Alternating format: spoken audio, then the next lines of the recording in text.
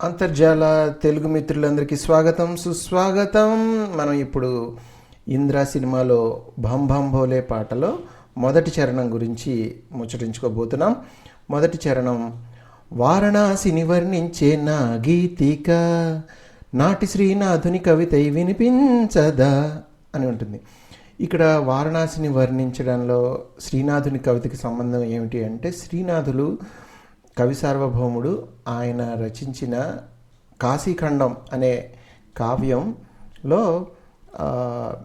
వారణాసిని గురించి వర్ణిస్తారు. ఆ తర్వాత మన సినీ శ్రీనాథుడైన వేటూరి గారు వారణాసిని గురించి వర్ణించటం ఆ శ్రీనాథుడి ఆశీస్సులు ఈయనకున్నాయని చెప్పడానికి చాలా సమంజసంగా ఉంటుంది.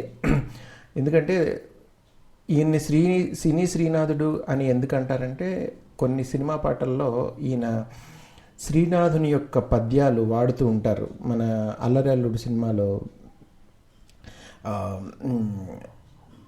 నూనూగు మీసాల నూతన యవ్వనమున అది శ్రీనాథుని ప్రయోగం. అలాగే నారి నారి నడుమ మురారిలో పరమేశ గంగ విడుము పార్వతి చాలుని అంటారు. ఇలాంటి ప్రయోగాలు శ్రీనాథుని యొక్క పద్యాలలోని పాదాలు తీసుకొని ఈయన పాటల్లో అప్పుడప్పుడు వాడడం జరిగింది. కాబట్టి ఈయన్ని సినీ శ్రీనాథుడు అంటారు. అలాగే ముక్తికే మార్గం చూపే మణికర్ణిక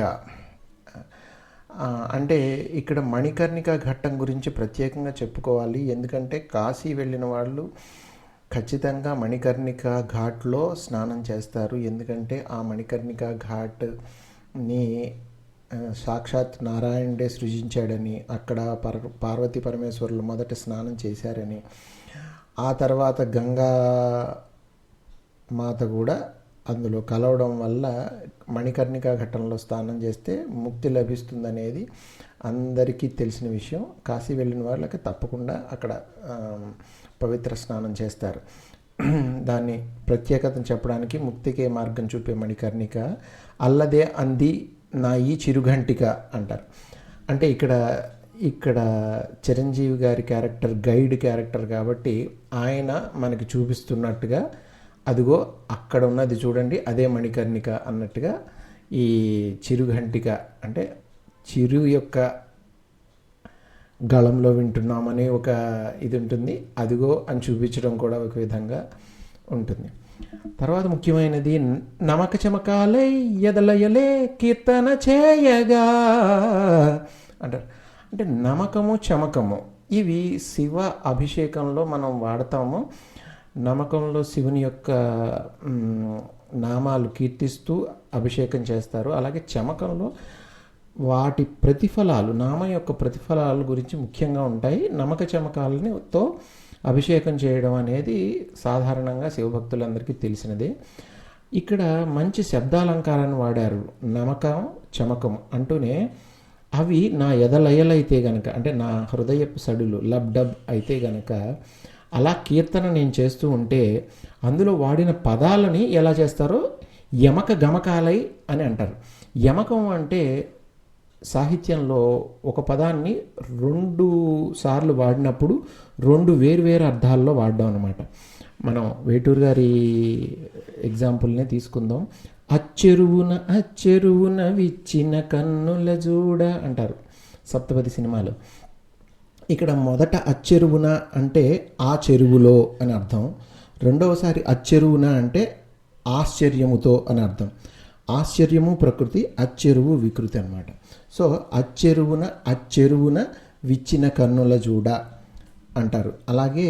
అలాగా ఒక శబ్దాన్ని, ఒక పదాన్ని వేరు అర్థాల్లో వాడడాన్ని యమకం అంటారు. అలాగే సంగీతానికి వచ్చినప్పటికీ ఒకే పదాన్ని వేరు రీతులుగా పాడడాన్ని గమకం అంటారు. ఈయనకి సంగీతము సాహిత్యం మీద ఎంత పట్టుందో వేటూరు గారికి ఈ విషయం ద్వారా మనకు అర్థమవుతుంది. గమకం అంటే ఇప్పుడు ఆదిదేవ అనే పదం ఉందనుకోండి, ఆదిదేవ అని ఒకసారి పాడతారు, ఆదిదేవ అని వేరే విధంగా పాడతారు. అలా పాడడాన్ని గమకం అంటారు. అలాగే ఒక పదాన్ని 2 అర్థాల్లో వాడడం యమకం, ఒక పదాన్ని 2 విధాలుగా పాడడం గమకం. ఇలాగా యమక గమకాలతో నా పదగతులతో నర్తన సాగుతూ ఉంటే గనక నేను వేసే ప్రతి అడుగు నీ ప్రదక్షిణే కదా అంటారు.